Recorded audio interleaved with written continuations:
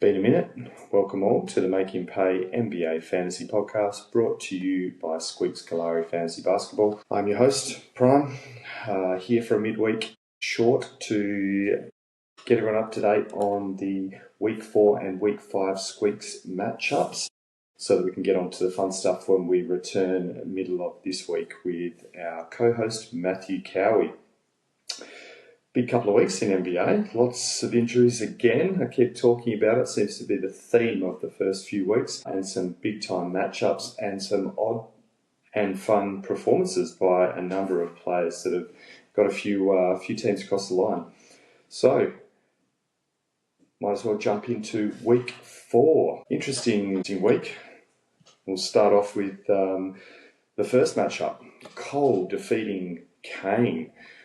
638 to 585. Started as a tight matchup all the way to the last day, with Cole getting across the line. Some key top 3 performers, all from Cole's side in this matchup. The first being Denny Avdia at 102 points for the week, Stephen Castle with 101, and Jaylen Brown with 76. It's an interesting one that Cole managed to get the top 3 guys with a fairly close matchup result. Well done, Cole, getting on the board and starting to climb the ladder. Second matchup for week 4 was myself, Ryan, against the league-leading points for Darcy. Well, you all know how this one's going to end up. 590 for myself. Getting absolutely pummeled by Darcy with 851. Takes all 3 top performers for the week. Jalen Johnson absolutely killing it. A late selection by Atlanta, or not selection, but to bring him off the IR in the first game of that matchup. So Jalen ends up with 157. Darcy did not get to that IR shift in time and missed out on another 31 points. So you're looking at a 188 week for Jalen Johnson. Man, that's Jokic-esque in terms of points provided for a week. So yeah, he's getting some big ticket scorers here in this one. So Jalen Johnson, SGA at 120, and Victor Zubac's at 116. So the 3 keepers from last year, after a successful tanking season, have hit the ground running and are still hitting the ground running in week 4. Matchup 3, Adam 772 gets across the line against TJ with 676, with Harden and Sabonis at 186 and 106. Top scoring for Adam, and Trey Murphy bringing up the third with 100. James Harden looking ever so sprightly. 186. This guy is just finding statistics. Clippers, on the other hand, that's a whole other beast. So yeah, well done, Adam, getting across the line in that one. Matchup 4, we have Ben trying to scrape together a bit of a team against Jake. This is similar to my matchup, actually probably worse.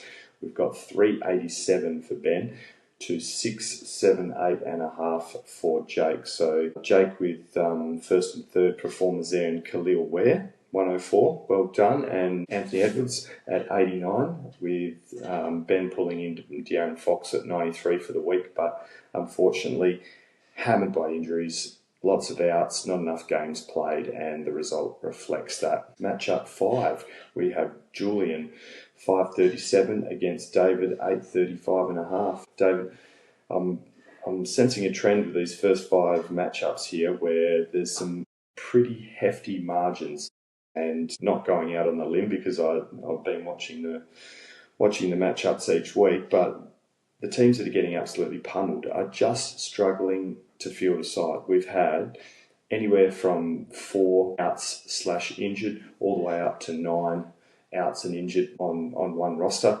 over the week 4, week 5 period. Even myself at 7 struggling to field a team. So it is very difficult with the amount of back-to-back outs, the amount of and load management, and innocuous type injuries that miss 3 or 4 games here and there.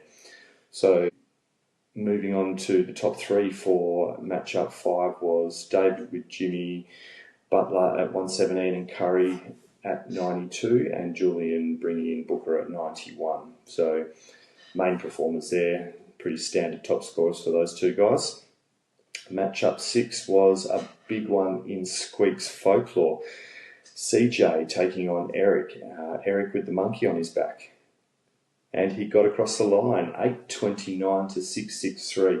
It hasn't often happened over the last 4 or 5 years, but we've had, even with Wemby and Luca putting up 150 and 133 plus, Laurie Markkinen for Eric at 131, and a series of mid-tier performers around the 100 mark really showed some depth, and he was able to get across and break that hoodoo. So had a very happy Eric this week, week 4. Matchup 7 was Morgan versus Sticks. Morgan got the win at 825 over Sticks at 695, and not in part, it was pretty much fully as a result of a man called Nikola Jokic. So 187 for the Joker carried Morgan to his 800 plus score, followed up with Sticks with Cat at 107, and oddly Shaden Sharp putting up some solid numbers in week 4 for a 101 total. Going on to the number 8 matchup for week 4 was Cowie getting the win over Brett, 614 to 543. Another injury-ravaged team with Brett, with Cowie fielding Randall at 103 as a top 3 performer, and third best performer Jared Allen at 85, and Brett pulling in the second best performer at 97.5 with Cooper Flag. Now that's a bit of a jump up from Flag there after some inefficient shooting in week 1 to 3. So he's a bit hit and miss, but he's come through with the goods, and pity Brett couldn't field a full team as 100 from your rookie is very, very good indeed. Some other notables for this week, week 4, we've got, regardless of the fact that we've had myself not being able to field a side, we've had Conker Nipple with a hot hand, some absolutely blistering shooting, putting up some very, very good numbers in the RD realm, and also with the absence of Trae Young, Nickeil Alexander-Walker has been on a bit of a tear. Very, very, very, very high usage, a few 30-plus games, and he's really playing that sidekick role to Jalen Johnson very well at the moment. A couple of other notables for Matthew Cowie we've mentioned on the pod before, but Norman Powell still with Hero out, coming back probably as you are hearing this podcast, but Norman Powell playing at all-star caliber form, and that to me is just that was a bit of a cheeky trade in the what turned out to be a cheeky trade in the end for the Miami Heat, by offloading some contract there, getting in a solid deal with Norman Powell, and just a plug and play shooter. So that's fantastic. Cool.